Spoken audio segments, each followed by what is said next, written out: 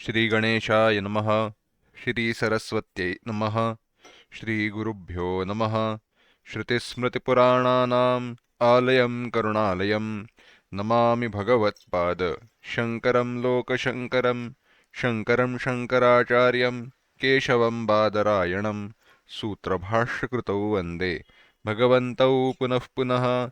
ईश्वरो गुरुरात्मेति मूर्तिभेदविभागिने व्योमवद्व्याप्तदेहाय दक्षिणामूर्तये नमः।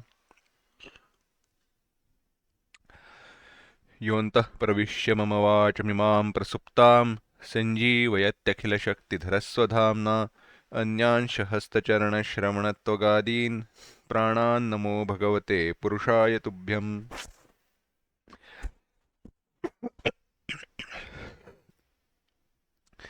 वंशी विभूषितकरान्नवनीरदाभात् पीताम्बरादरुणबिम्बफलाधरोष्ठात् पूर्णेन्दुसुन्दरमुखादरविन्दनेत्रात् कृष्णात् परं किमपि तत्त्वमहं न जाने। वसुदेवसुतं देवं कंसचाणूरमर्दनं देवकी परमानन्दं कृष्णौ वन्दे जगद्गुरुम्। भगवद गीता के 18वें अध्याय का हम चिंतन कर रहे हैं।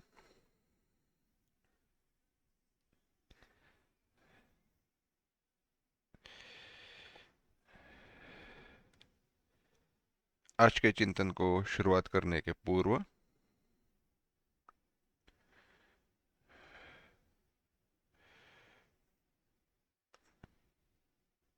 26वें श्लोक से लेकर 33वें श्लोक तक सारे श्लोक एक साथ पढ़ते हैं। मुक्तसंगो नहं वादी धृत्युत्साहसमन्वितः सिद्ध्यसिद्ध्योर्निर्विकारः कर्ता सात्विक उच्यते। रागी कर्मफलप्रेप्सुः लुब्धो हिंसात्मको शुचिः हर्षशोकान्वितः कर्ता राजसः परिकीर्तितः अयुक्तः प्राकृतस्तब्धः शठो निष्कृतिकोलसः विषादी दीर्घसूत्री च कर्ता तामस उच्यते। बुद्धेर्भेदं धृतेश्चैव गुणे गुणतस्त्रिविधं शृणु प्रोच्यमानमशेषेण पृथक्त्वेन धनञ्जय।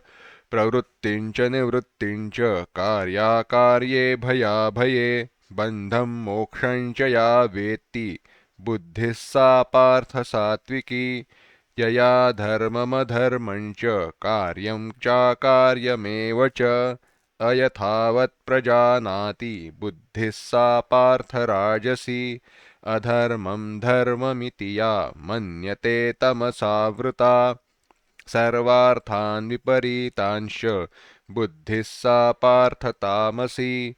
धृत्या यया धारयते मनः प्राणेन्द्रियः क्रियाः योगेनाव्यभिचारिण्या धृतिः सा पार्थ सात्विकी। 34वां भी यया तु धर्मकामार्थान् धृत्या धारयतेऽर्जुन प्रसंगेन फलाकांक्षी धृतिः सा पार्थ राजसी। धृति धारणा शक्ति के बारे में भगवान बता रहे हैं। धृति भी सात्विक, राजसिक और तामसिक है। वह धृति सात्विक है, वह धृति तामसिक है, वह धृति राजसिक है और वह धृति तामसिक है। कौन सी सात्विक है, कौन सी राजसिक है, कौन सी तामसिक है, इसके बारे में भगवान ने कहा कि हे पार्थ, हे अर्जुन, जिस अव्यभिचारिणी धारणा शक्ति धृति के द्वारा मनुष्य ध्यान योग के द्वारा मन, प्राण और इंद्रियों की क्रियाओं को धारण किए कर रहता है, उनको अपने लक्ष्य में केंद्रित करके उनका अनुयोग करता है, उनका उपयोग करता है, उनका अवलंबन करता है, केवल वह सारी क्रियाएं मन प्राणेन्द्रिय क्रिया, मन प्राण इंद्रिय, इनकी सारी क्रियाएं केवल लक्ष्यानुवर्ती है, लक्ष्य के लिए है, वह लक्ष्य से विचलित नहीं होती, ऐसी जो धारणा है, धृति है, वह सात्विक होती है।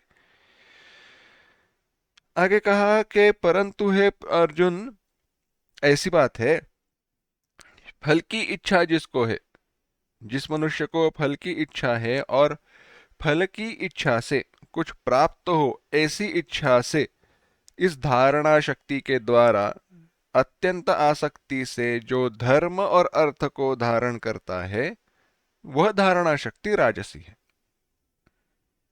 यानी यह धारणा शक्ति भी फल के लिए अनुकूल है, फल के प्रति जा रही है, परंतु उसमें स्वार्थ पड़ता है, स्वार्थ प्रधानता है, स्वार्थ है। आगे कहा, परंतु अर्जुन यया स्वप्नम भयम शोकम। अब तामसी जो धारणा है उसके बारे में भगवान बताने वाले हैं। 35वां श्लोक। यया स्वप्नम भयम शोकम विषादम मदमेव च न विमुञ्चति दुर्मेधाः धृतिः सा पार्थ तामसी।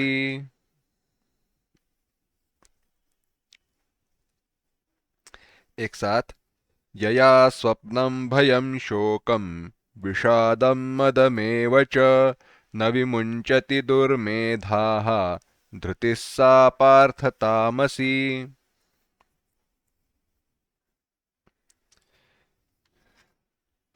भगवान कह रहे हैं, हे पार्थ, हे अर्जुन,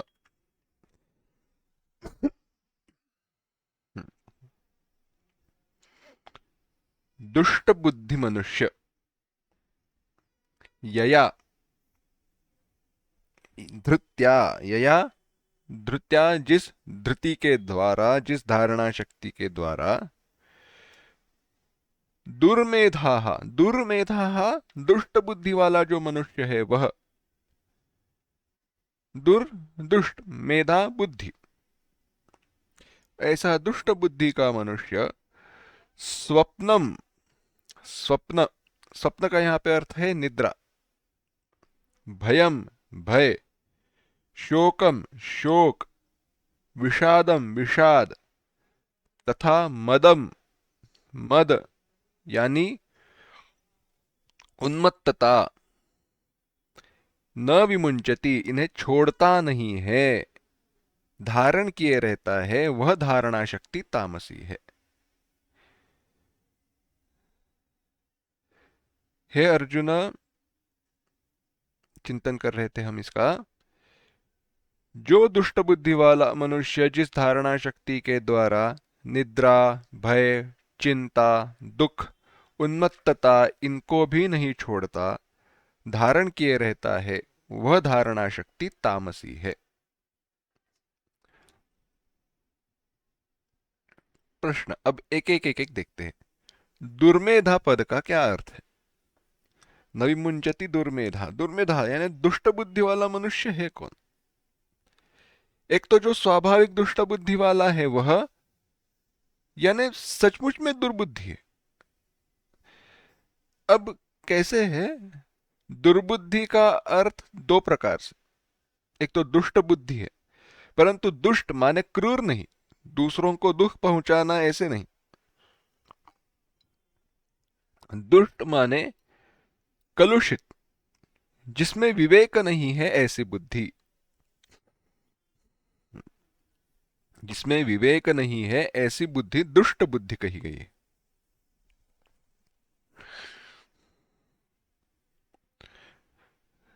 तो जिसकी बुद्धि अत्यंत मंद हो, मलिन हो, जिसके अंतःकरण में उस मलिनता के कारण,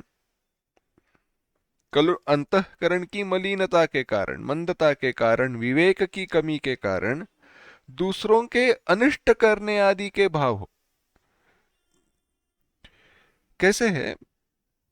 सामान्यतः ध्यान दीजिए, सामान्यतः जो बुद्धि है हमारी, वह दूसरों के अनिष्ट का चिंतन नहीं करती है, क्योंकि दूसरों के अनिष्ट की चिंतन के द्वारा अगर दूसरों का अनिष्ट किया जाए तो पापाचरण होकर पाप के फलस्वरूप कर नरकादिक की प्राप्ति होगी। यह विवेक सामान्य बुद्धि करती है।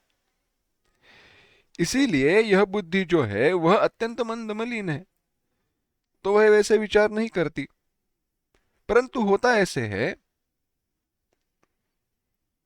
बुद्धि अगर ऐसे विचार न करे तो दुर्मेधा हो जाती है।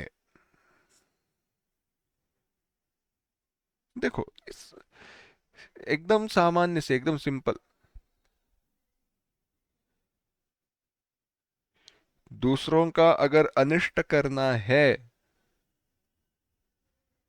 कैसी विडंबना है देखो, दूसरों का अनिष्ट करना है तो विशेषता से विचार करके अनिष्ट करना होता है, करना पड़ेगा।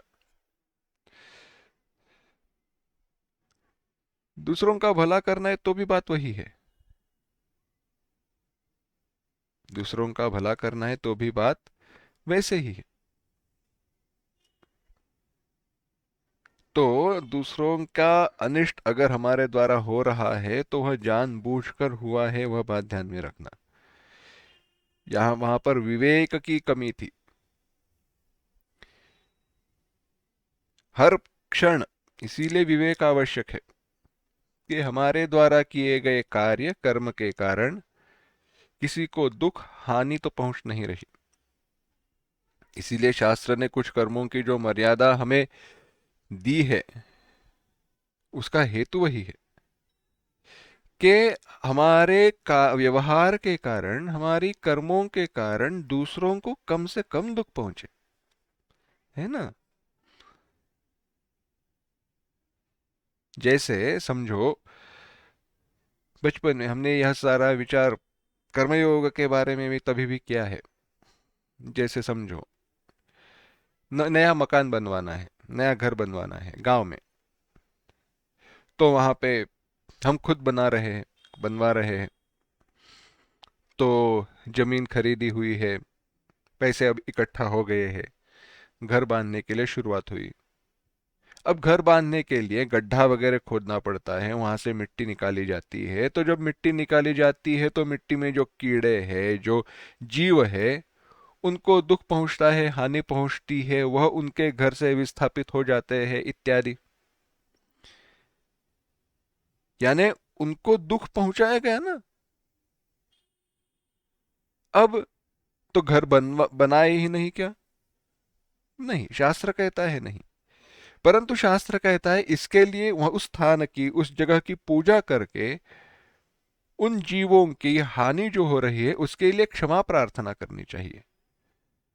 बाद में कुछ यज्ञ बताए गए हैं, पंचयज्ञ जो बताए गए हैं, कंडनी पेशनी चुल्ली वगैरह, तो वह भी उसी के लिए है कि हमारे जो दैनंदिन कार्य है उसमें जो जीवों की हानि हो रही है, उस जीवों की हानि के लिए, उन जीवों की हानि के लिए प्रायश्चित्त पूर्वक, प्रायश्चित्त माने उनके लिए उनको दुख न पहुंचे उसके लिए, उस परिणाम की प्रायश्चित्त के लिए ही दान वगैरह कर्म बताए गए हैं। बचपन में एक कथा सुनी थी, ऐसी बात थी। एक व्यक्ति थे, मित्र थे दोनों, तो घर बनवाना शुरू कर दिया। तो जो घर बनवा रहा था उसके मित्र ने कहा, घर बनवा रहे हो बट एक बात ध्यान में रखना, अब घर बनवाने जा रहे हो तो बस एक काम करना, घर बनवाने के लिए जब कुदारी मारोगे, वो जब गड्ढा खोदने के लिए वगैरह शुरुआत करोगे, उसके पूर्व थोड़ी शक्कर चीनी इत्यादि वहां पे थोड़ा फैला कराना, क्योंकि वहां पे जो कीड़े मकोड़े जो रहेंगे उनके लिए वो अन्न पहुंच जाएगा। और उनकी क्षमा प्रार्थना करना, कहना कि मैं घर बनवा रहा हूं, तुम्हें दुख पहुंचने वाला है, इसके लिए मैं पहले ही माफी मांग रहा हूं। ऐसी बात है। इसीलिए नागपंचमी के दिन पर नागपंचमी के दिन पर हल नहीं चलाया जाता। क्यों? खेत में जब हल चलाया जाए तो जो सांप इत्यादि का है, जो वो सांप सदृश जो प्राणी है, उनको दुख न पहुंचे। यह सारा विषय कहाँ से शुरू हुआ? धृति, जो विवेक यानी दुर्मेधा, वहां से शुरू हुआ है। तो विवेक पूर्वक रहना चाहिए। जो विवेकहीन है ऐसी दुर्मेधा। ठीक है, कभी कभी हमारा ध्यान नहीं रहता, प्रमाद हो जाता है, तो विवेक रह जाता है करना। परंतु चाहते हुए भी, होते हुए भी, करने की संभावना होते हुए भी जो ऐसी दुर्मेधा को, मलिन अंतःकरण को, अंतःकरण की मलिनता को दूर करना नहीं चाहता, वह है दुर्मेधा। हर एक कोई केवल विवेक हुआ नहीं इसलिए दुर्मेधा नहीं है। मन को, मन की मलिनता को दूर करने की संभावना होते हुए भी दूर न करना है दुर्मेधा। आगे कहा, ऐसी जो है वह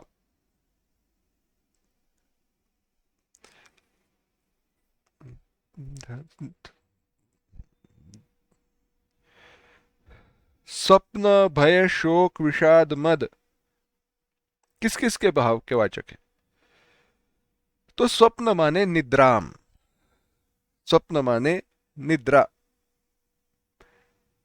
तंद्रा आदि मन के जो भाव है वह, यानी जब मन तमोगुण से भरपूर रहता है वह। निद्रा माने नींद, तंद्रा माने ध्यान न रहना, कहीं खो जाना, खुली आंख से सो जाना, खुले आंखों से सोना, डे ड्रीमिंग जो कहते हैं ना, वैसे। भय, भय माने भीति। हमने देखा था द्वितीयाद्वै भयम भवति, हमसे कोई दूसरा है तो भय है। उदाहरण वगैरह हमने देखे हैं। आप घर में अकेले हो, दरवाजे की आवाज आई, भय है। क्यों? क्योंकि अब भय निर्माण हुआ, दूसरा कोई है, दूसरा कोई है तो ही भय है।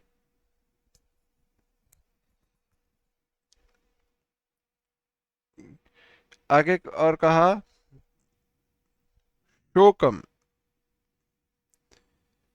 दुख,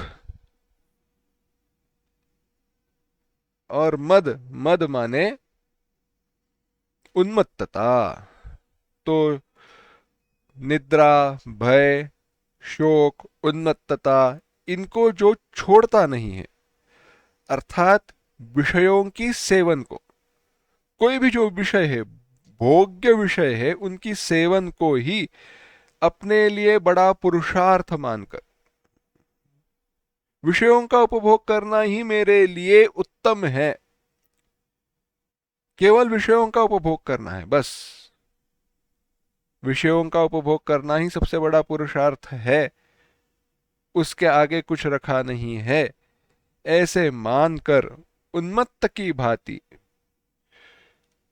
मद को ही मन में सदा कर्तव्य रूप से समझता हुआ, जो दुष्ट बुद्धि को नहीं छोड़ता, और दुष्ट बुद्धि को न छोड़ने वाली जो धारणा है वह तामसी धृति है।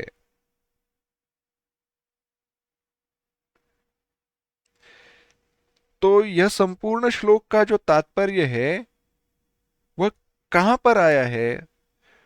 तो जिसने विषयों के उपभोग को, थोड़ा विवेक करते हैं यहां पे देखो, जिसने विषयों के उपभोग को अपना पुरुषार्थ समझ लिया है, वहां पे देखिए कैसी बात है। इस क्षण सत्वगुण से हम भरपूर है, क्योंकि भगवत गीता का चिंतन कर रहे हैं, भगवत गीता पढ़ रहे हैं। तो हमारे जीवन का पुरुषार्थ ध्येय क्या है? तो अर्थात अभी तो हमारे लिए भगवत प्राप्ति ही रहेगा। जैसे जैसे पाठ की समाप्ति आएगी, भूख लगेगी, तब खाना रहेगा, वह बात भिन्न है। परंतु रहने दो, सामान्य सी बात है, हम कोई अभी तक तपस्वी बने नहीं है, तब तक जो है सत्य है। परंतु अभी सत्व गुण से हमारा मन भरपूर है, तो हमारे लिए जीवन का पुरुषार्थ क्या है? भगवान की प्राप्ति हमेशा रहनी चाहिए, अच्छी बात है, चलो। तो भगवत प्राप्ति हमारे जीवन का ध्येय है, हमारे लिए पुरुषार्थ है। तो उसके लिए हमारा जो आचरण है वो उसके लिए अनुकूल रहेगा। 100% शायद ना हो, 90% तो होगा।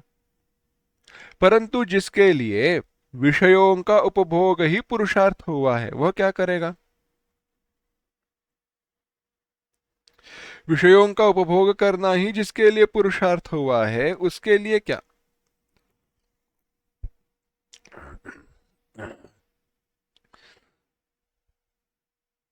उसके लिए तो कोई निषिद्ध है, न काम्य है, न वर्जन है, कुछ नहीं है। मनचाहा व्यवहार करेगा ही ना। और मनचाहा व्यवहार करे तो करे, परंतु उसका समर्थन भी करेगा। वह योग्य कैसे है वह भी बताएगा। वही है उन्मत्तता, मद, दुष्ट बुद्धि, कुबुद्धि। वही तामसी धृति है।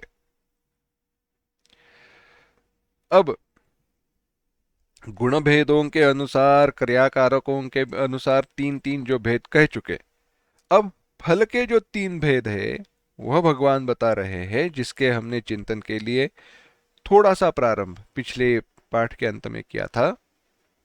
परंतु यह चिंतन एक बाकी था, इसलिए फिर से इस तामसी धृति का चिंतन हमने किया। अब सुख भी तीन प्रकार का है, सात्विक, राजसिक और तामसिक। वह भगवान बता रहे हैं। 36वां श्लोक देखना। सुखम त्विदानी, सुखम त्विदानीं त्रिविधम,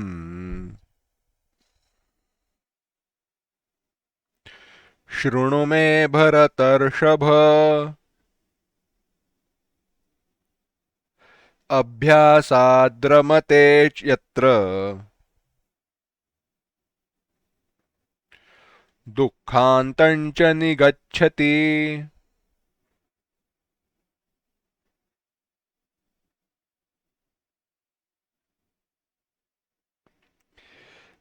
एक साथ। सुखं त्विदानीं त्रिविधं, शृणु मे भरतर्षभ, अभ्यासाद्रमते यत्र दुःखान्तं च निगच्छति। भगवान कह रहे हैं,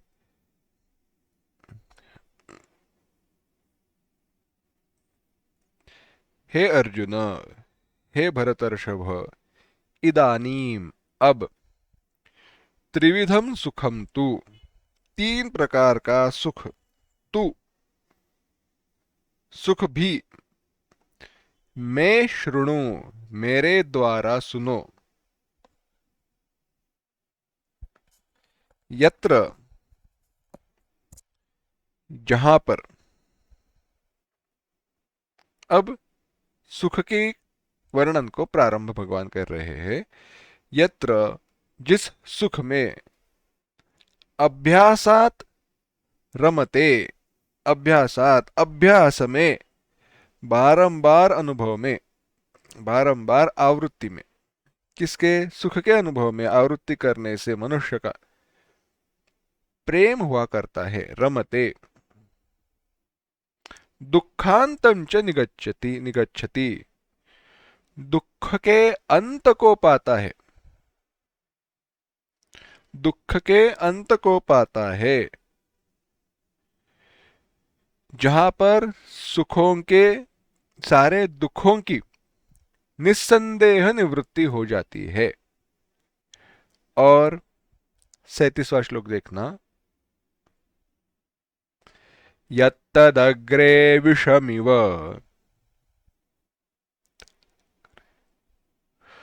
परिणामे मृतोपमम् तत्सुखं सात्विकं प्रोक्तम्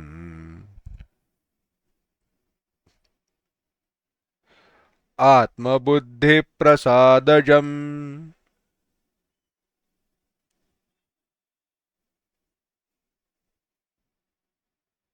एक साथ, यत्तदग्रे विषमिव परिणामे मृतोपमम् तत्सुखं सात्विकं प्रोक्तम् आत्मबुद्धिप्रसादजम्। भगवान कह रहे हैं,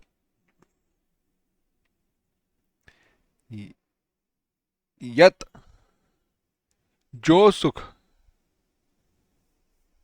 अग्रे विषमिव शुरुआत में विष की समान दिखाई देता है, नहीं प्रयत्न करने हैं, नहीं प्रयास करना है, बहुत कष्ट है, ऐसे दिखाई देता है। तथापि तत् फिर भी वह परिणामे, परिणामे कालांतर से, परिणामी परिणाम में अमृतोपमम अमृत तुल्य होता है, अमृत की समान होता है। तत् वह सुख कैसा, तत् आत्मबुद्धि प्रसादजम, आत्मबुद्धि प्रसादजन्य जो सुख है वह सात्विकम प्रोक्तम, वह सात्विक कहा गया है।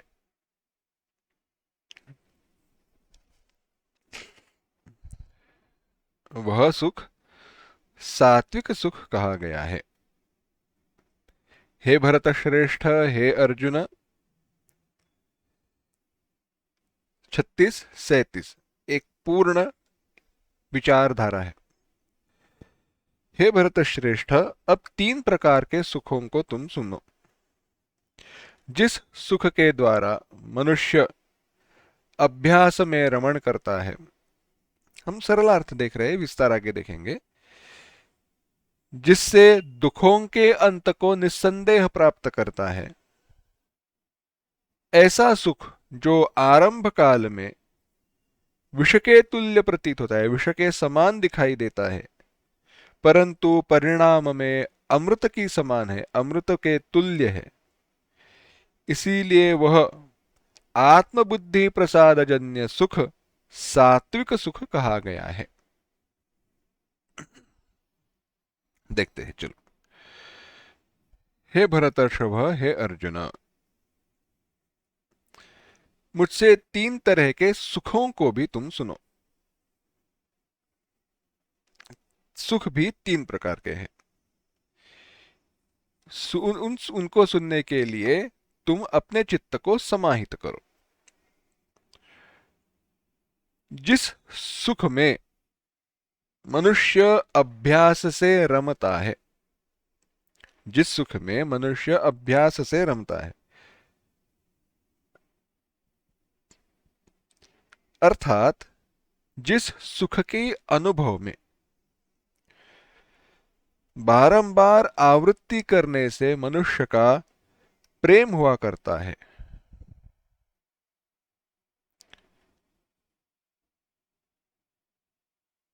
जहां मनुष्य अपने दुखों के अंत को पाता है,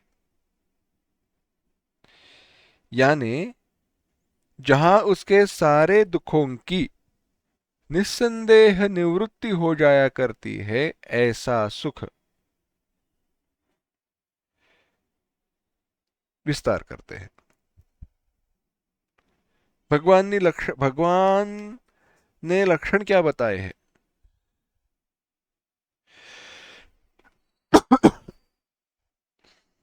जिस सुख में मनुष्य अभ्यास से रमता है,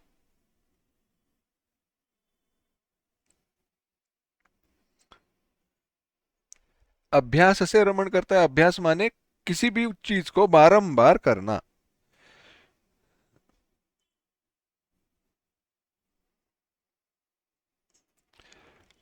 बारंबार आवृत्ति करना, अब आवृत्ति यहां पे किसकी है? तो ध्यान, भजन, सेवा इत्यादि परमात्मा का चिंतन बारंबार करना, वही है।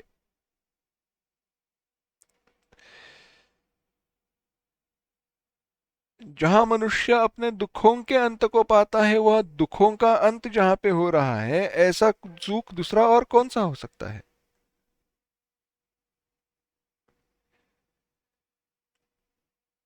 इसीलिए ऐसा सुख, यत्र, जिस सुख में,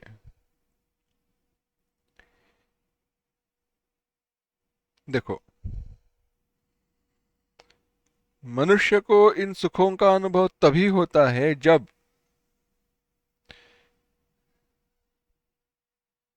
चलो,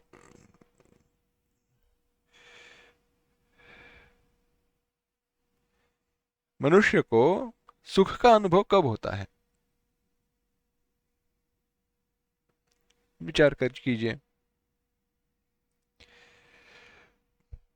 ये सारा जो सात्विक सुख, राजसिक सुख, तामसिक सुख, उसकी तरफ हम जाए, पहले चिंतन करते चलो। सुखानुशायी राग, दुखानुशायी द्वेष, ऐसे योग दर्शन ने सूत्र बताए, परंतु वे राग और द्वेष के बताए। उल्टा किया तो जहां पर राग है, राग वहां पे सुख है, जहां पे द्वेष है वहां पे दुख है। उल्टा। और आगे जाए, विवेक चूड़ामणि में भगवान भाष्यकार आदि शंकराचार्य जी ने व्याख्या बताई, विषयाणामानुकूल्ये सुखी, विपर्यये दुखी। विषय अनुकूल रहेंगे तो सुख है, प्रतिकूल रहेंगे तो दुख है। विषय अनुकूल रहेंगे तो सुख है, प्रतिकूल रहेंगे तो दुख है। कैसे? दृष्टांत के साथ चिंतन करते हैं, उदाहरण देखते हैं।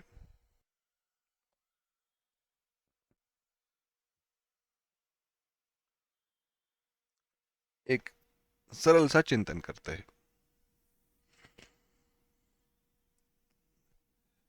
एक सिचुएशन एकदम सिंपल है। आप 4:30 बजे हैं और आपकी चाय की इच्छा हुई, चाय पीने की इच्छा हुई, चाय का टाइम हो गया, चाय पीने की इच्छा हुई और आपको चाय मिली। बस, अब और थोड़े इनपुट्स और थोड़ी चीजों को जोड़ देते हैं। आप, चलो, आप यात्रा में हो, यात्रा में हो, कहीं जा रहे हो, बस में हो, किसी ने चाय थर्मास में भर कर रखी है, सबको देते हुए आ रहा है, 4:30 बज गए, क्योंकि और कई थोड़ा अंतर जाना है, थोड़ा डिस्टेंस जाना है, पहुंचना है, जल्दी वक्त पे पहुंचना है, इसके लिए कहीं रुकने से अच्छा है कि बस में ही आपको चाय मिल गई।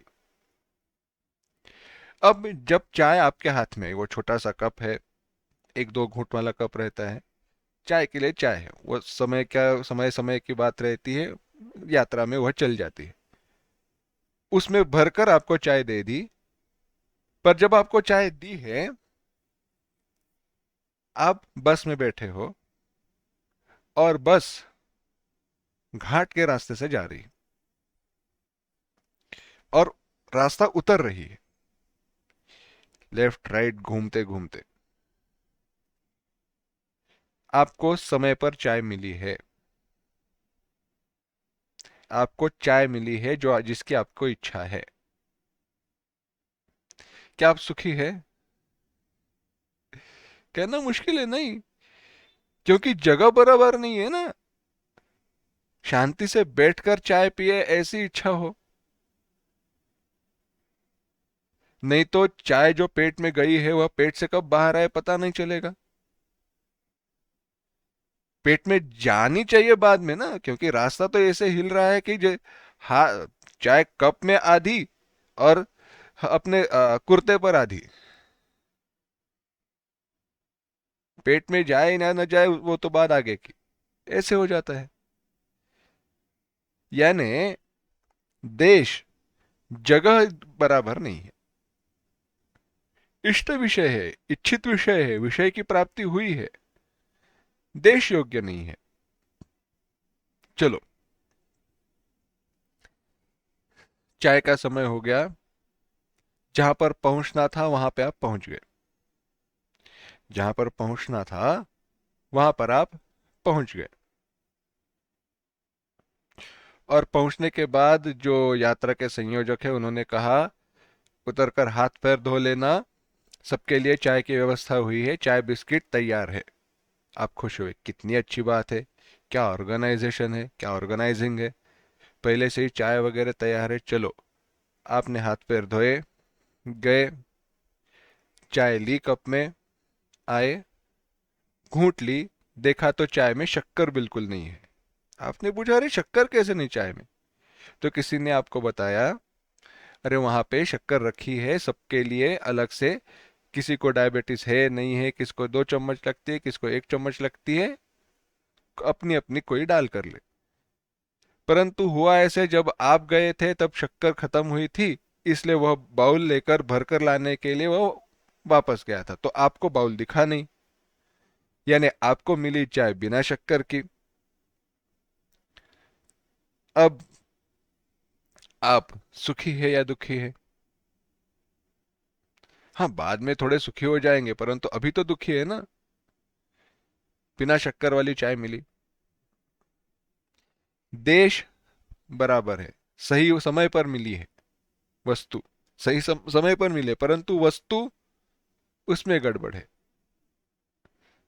शक्कर वाली चाहिए थी, शक्कर के साथ नहीं है। अच्छा चलो, आप यात्रा पर जा रहे हो, थोड़ा 1-2 घंटे का अभी भी अंतर काटना है, थोड़ा और जाना है। आप रुके चाय के लिए, चाय के लिए रुके, खाना खाने के लिए रुके, सब कुछ हो गया। बस ने हॉर्न बजाया, कहा चलो अब 5 मिनट में निकलने वाले हैं, और आपकी चाय सामने आ गई।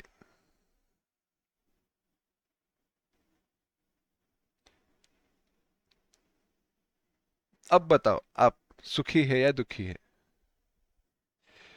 बस में जाकर बैठना है यानी तुरंत निकलना होगा, सामने चाय आई है, गरम चाय है, सुख है या दुख है? नहीं है, क्योंकि समय गलत है। तुरंत जाना पड़ेगा ना, तो चाय का आनंद मजे कैसे ले? नहीं हो रहा। यानी विषय, केवल विषय प्राप्त होना पूर्ण नहीं है। विषय, देश, काल, वस्तु, इन तीनों दृष्टि से अनुकूल होना चाहिए। सही समय पर, सही जगह पर, सही प्रकार से वह विषय प्राप्त हो तो उस विषय के अनुभव में सुख है, तो उस विषय के अनुभव में सुख है। और वह विषय के अनुभव में प्राप्त होने वाला सुख विषय के प्राप्ति के क्षण के लिए ही मर्यादित है। बाद में वह सुख चला ही जाता है, रह जाती है केवल उस सुख की स्मृति, स्मरण रह जाता है बस उस सुख का, बाकी कुछ नहीं। तो ऐसा है सुख की बात। अब इसमें भी और थोड़ा सूक्ष्म विचार करते हैं। तो जब ऐसे सब कुछ अनुकूल हो जाता है तो हमारी चित्तवृत्तियां, हमारा अंतःकरण, हमारा मन उस विषय के साथ एक हो जाता है। और हमारा मन जब उस विषय के साथ एक हो जाता है ना, तब वह विषय के अनुसार मत ए विषय के विषय से मन एकाकार हो जाने के कारण उस मन में हमारा अंतःकरण, उस अंतःकरण में हमारे आत्म स्वरूप के, हमारा आत्मा जो है, हमारा जो स्वरूप है, आनंद स्वरूप है, उसका प्रतिबिंब वहां पे हमें अनुभव करने को मिलता है। और जो प्रतिबिंब है वही हमें सुख की रूप में अनुभव को आता है। हमारे आत्मस्वरूप का इस विषय के साथ जब हमारा मन एक हुआ है, तब प्राप्त हुआ जो प्रतिबिंब है, हमारे आत्मा की आनंद स्वरूपता का विषय में प्राप्त जो प्रतिबिंब है, उस प्रतिबिंब का अनुभव ही हमें सुख के रूप में प्राप्त हो रहा है। तो वही है सुख। तो वह सात्विक हो सकता है, राजसिक हो सकता है, तामसिक हो सकता है। तो जब सात्विक सुख के बारे में भगवान ने कहा, जहां पर बारंबार अनुभव में मन रमण करता है, सारे सुखों में रमण करेगा, तो भगवान ने कहा नहीं, जहां पे सारे दुखों का अंत हो जाता है, ऐसा सुख। अच्छा, हम्म, कौन सा सुख है जिसमें सारे दुखों का अंत हो जाता है? जरूर निद्रा होगी।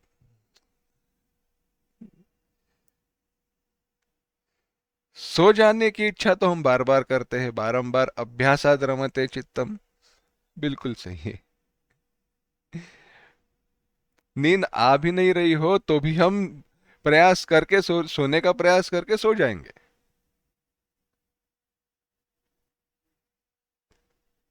और वहां पे तो दुख नहीं रहता। नहीं नहीं, ऐसी बात नहीं है। क्यों? क्योंकि यत्तदग्रे विषमिव परिणामे मृतोपमम वहां पे लागू नहीं होता ना। सोने का प्रयास कर रहे तो वो दुख देने वाला होता है थोड़ी ना, विषव के समान नहीं है। और कैसी बात है, दुखों का अंत केवल टेम्पररी है नींद में, परमानेंट कहाँ पे है? निस्संदेह दुखों का अंत हो जाना चाहिए। और आगे कहा आत्मबुद्धि प्रसादजम, आत्मबुद्धि प्रसादजम निद्रा से प्राप्त सुख को नहीं होता। तो क्या है? इसीलिए अगले श्लोक में जो भगवान ने कहा है, यत्तदग्रे विषमिव, जो ऐसा सुख, जो ऐसा सुख, यत्तद अग्रे पूर्वम, प्रथम सन्निपाते ज्ञान वैराग्य ध्यान समाध्यारंभे अत्यंतायास पूर्वकत्वात् विषम इव। अग्रे शुरुआत में विष की समान लभाता है, लगता है। अग्रे माने कैसे? पहले पहल ज्ञान वैराग्य ध्यान समाधि की आरंभ काल में, ज्ञान वैराग्य ध्यान समाधि की आरंभ काल में अत्यंत श्रम के कारण साध्य होने के कारण, श्रम से, बड़ी श्रम के कारण वह साध्य होता है, इसलिए विष के सदृश, विष के समान दुखात्मक होता है, दुखात्मक है। परंतु परिणाम में, परिणाम में अंत में ज्ञान वैराग्यादिक की परिपाक से,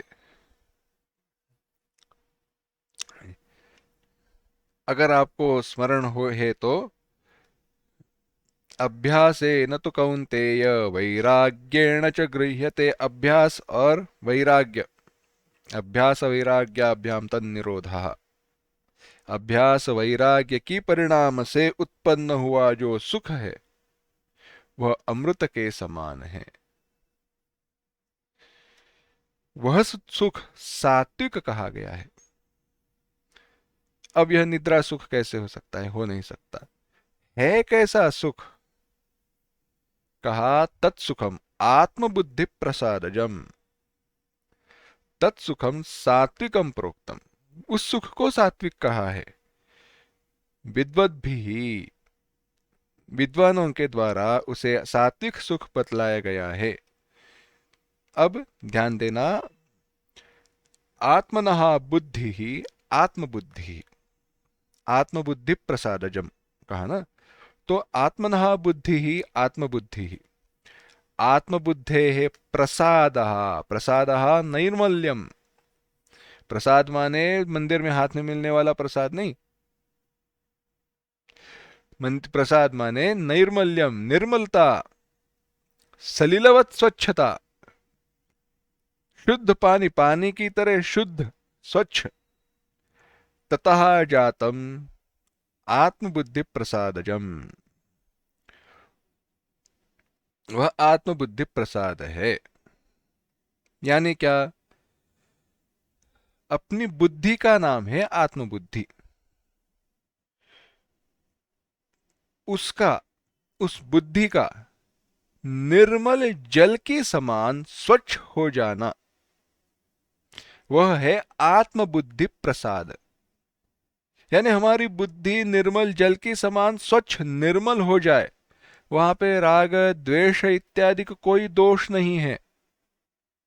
ऐसे स्वच्छ बुद्धि अंतःकरण, उस उससे, उस निर्मल अंतःकरण से उत्पन्न हुआ जो सुख है, और निर्मल अंतःकरण से उत्पन्न हुआ सुख परमात्मा सुख ही हो सकता है, हमारा स्वरूप सुख ही हो सकता है, अन्य कोई सुख हो नहीं सकता। ऐसा जो सुख है वह आत्मबुद्धि प्रसादजम, वह सुख जो है वही सात्विक सुख है। अथवा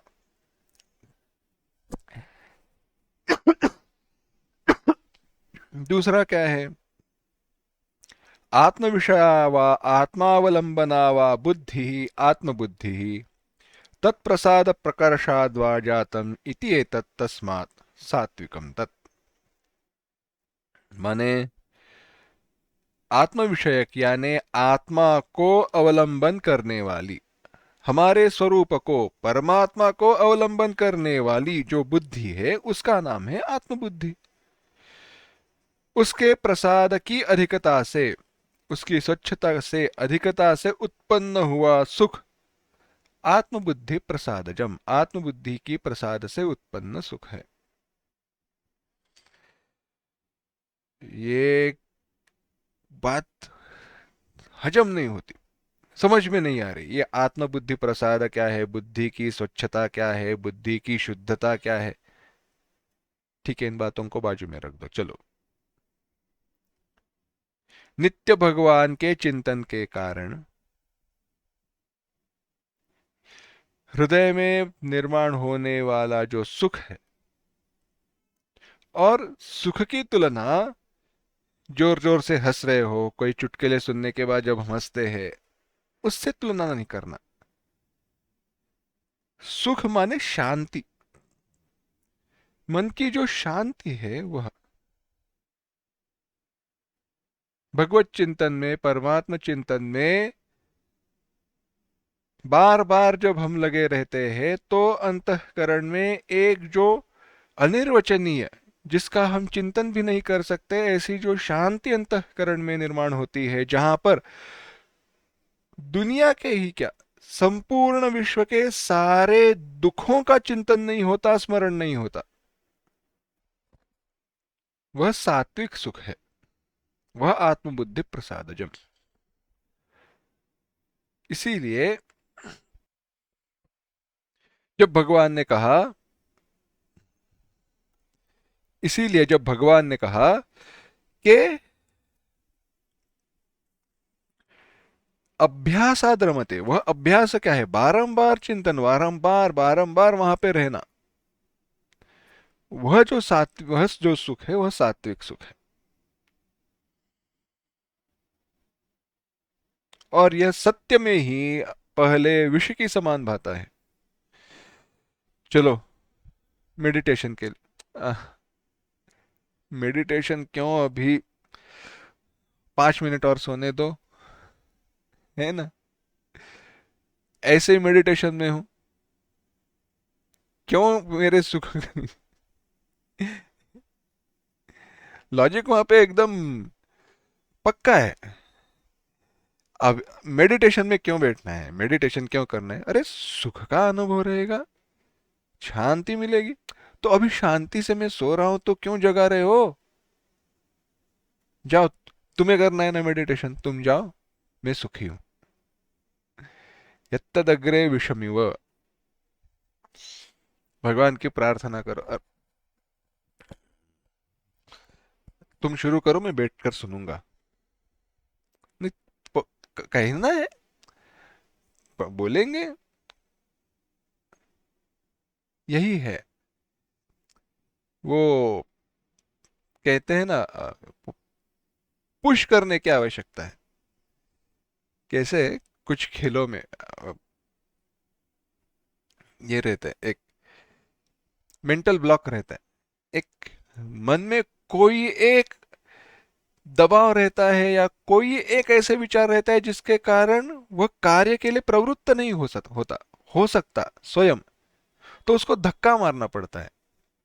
ऐसे ही इस सुख के अनुभव के लिए, यानी ऐसे प्रयत्नों के लिए पहले मन को धक्का मारना चाहिए,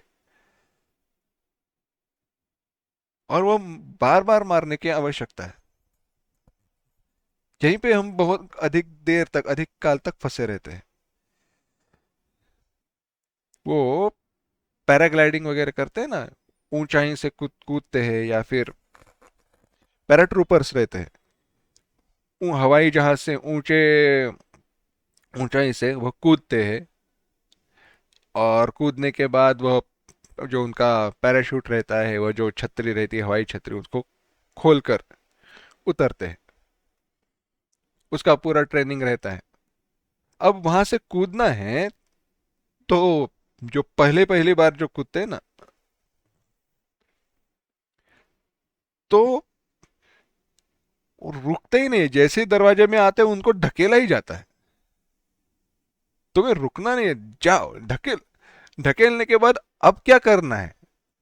अब बचो। समझ रहे हो? वैसे है, छलांग लगाऊं, कूदू या ना कूदू, ऑप्शन ही नहीं दिया। इस प्रकार से मन को वह ऑप्शन ही नहीं देना, करना है या नहीं करना। अरे 2 मिनट तो कर ले, बाद में सो जा वापस। 2 मिनट के 4 मिनट, 4 के 5 मिनट कब हो जाएंगे? धीरे धीरे हो जाएंगे। यह है अभ्यास। यत्तदग्रे विषमिव परिणामे अमृतोपमम। अंत में जब वह सुख, वह शांति मिलती है, तब संपूर्ण सार्थक हो जाता है परिश्रमों का। इसीलिए कहा, यह कैसा है? तो कहा कि धारणा, ध्यान, समाधि, यह जो सारा अभ्यास जो बताया है अपना योग दर्शन ने, उसकी जो व्यवस्था की है, शुरुआत में जो साधना के शुरुआत के स्तर है, पग है, बड़े कठिन है, मेहनत आवश्यक है। वैराग्य, ध्यान, समाधि, अभ्यास आसान नहीं है।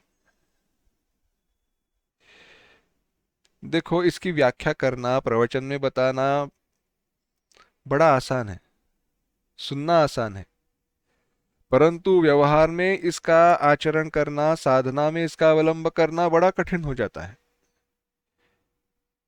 वैराग्य ऐसे ऐसे सब हम बता सकते हैं, परंतु साक्षात जब वो उस वस्तु के त्याग की बारी आती है, परीक्षा हो जाती है कि नहीं चलो अब इसका त्याग कर दो, तो छोड़ना मुश्किल हो जाता है। वैराग्य, अभ्यास, बार बार। तो अग्रे विषम वह है, क्यों? कष्ट साध्य है, परंतु जब वह एक सेकंड नेचर, हैबिट हो जाता है, आदत हो जाती है, सहज हो जाता है, तो अमृत तुल्य है। ऐसा जो सुख है वह सात्विक सुख कहा। अच्छा, और अब भगवान कहते हैं, अब राजसिक सुख क्या है वह सुनो। 38वां श्लोक।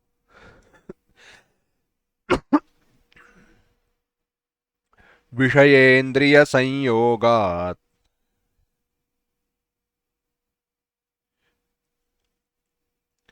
यत्तदग्रे मृतोपमम् परिणामे विषमिव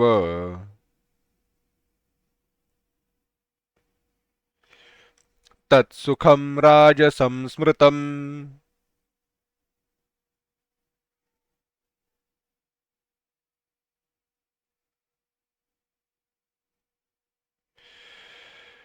एक साथ।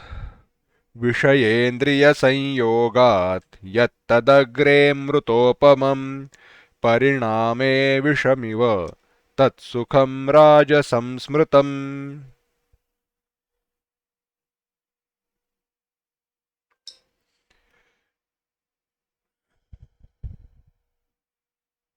भगवान ने कहा, हे अर्जुन, अब सुनो। विषयेंद्रिय संयोगात, विषय और इंद्रिय इनके संयोग से, यत सुखम जो सुख, अग्रे भोग काल में, अमृतोपमम अमृत तुल्य दिखाई देता है, परिणाम में परंतु अंत में परिणाम में विषमिव विष की समान रहता है, तत् राजसम स्मृतम उसे राजस सुख कहा गया।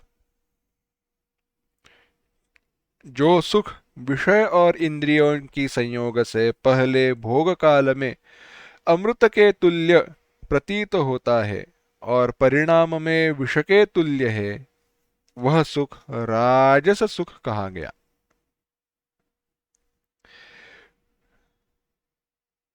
व्याख्या ही कर दी। विषयेंद्रिय संयोगात, विषय और विषयों का इंद्रियों के साथ जब सुख है, यानी विषयों के उपभोग में जो सुख है वह पहले प्रथम क्षण में अमृत के सदृश होता है, परंतु परिणाम में विष के समान है। परिणाम में विषय के अनुभव के परिणाम में विष के समान है। अभिप्राय यह है, बल वीर्य रूप प्रज्ञा मेधा धनोत्साह हानि हेतुत्वात् अधर्म तज्जनित नरकादि हेतुत्वाच्च परिणामे तदुपभोग विपरिणामान्ते विषम इव। कहा कि अभिप्राय यह है, अंत में विषकारक यह है, विष के समान इसीलिए है क्योंकि यह बल वीर्य रूप बुद्धि मेधा धन और उत्साह की हानि करने वाला है। इन सब बातें, बल वीर्य रूप बुद्धि मेधा धन उत्साह, इन सब की हानि के कारण हानि हो जाती है। अधर्म, अधर्म का उत्पादन करने वाला है अधर्म, और उसके कारण उत्पन्न नरकादि का हेतु होने से यह सुख कैसा है? इन सब की तो हानि करता ही है। किसकी? बल वीर्य रूप मेधा बुद्धि उत्साह इत्यादि।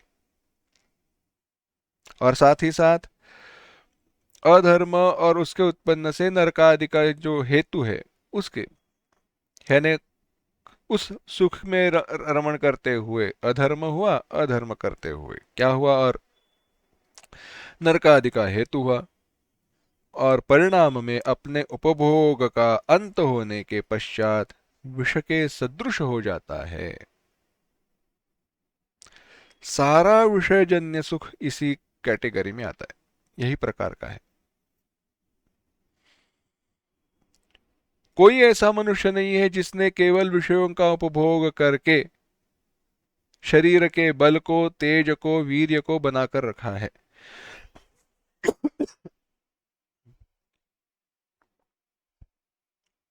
कठोपनिषद ने तो वर्णन ही किया, सर्वेन्द्रियाणाम जरयन्ति तेजः तृष्णान जीर्णा वयमेव जीर्णाः। विषयों के उपभोग की इच्छा जीर्ण नहीं हुई, बूढ़ी नहीं हुई, हम बूढ़े हो गए, हमारी आयु चली गई, परंतु विषय के उपभोग की इच्छा अभी भी वैसे के वैसी बनी रही है। शरीर थक गया, फिर भी, और क्यों थक गया? विषयों का सेवन करते रहा इसलिए, बाकी कुछ नहीं।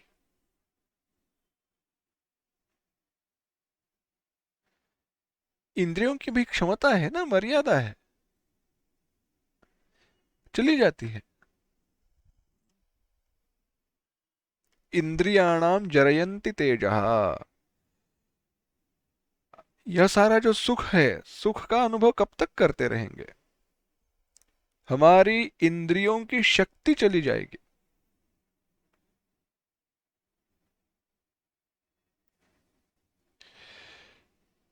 अपना शरीर बूढ़ा हो गया फिर भी उपभोग की इच्छा लालसा थी ही। इसीलिए अपने पुत्र से आयु मांग कर और जीन और जीवन काटते रहा।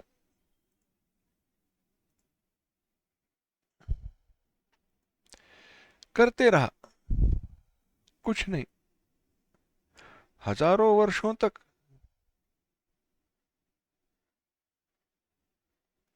शरीर बूढ़ा हो जाता है।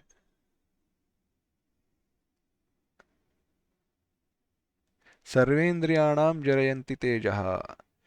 विषयों के उपभोग से प्राप्त होने वाला जो सुख विषय और इंद्रियों के संयोग से उत्पन्न होता है, वह पहले क्षण में अमृत की भांति है। कितना अच्छा है, परंतु अंत में विष की समान होता है। यह राजसिक सुख है। ऐसा सुख राजस माना गया है। तो तामस सुख क्या है, विचार करेंगे, परंतु वह हम अगली बार देखते हैं। ओम असतो मा सद्गमय, तमसो मा ज्योतिर्गमय, मृत्योर्मा अमृतंगमय। ओम शांति शांति शांति। हरि ओम। श्री गुरुभ्यो नमः। हरि ओम।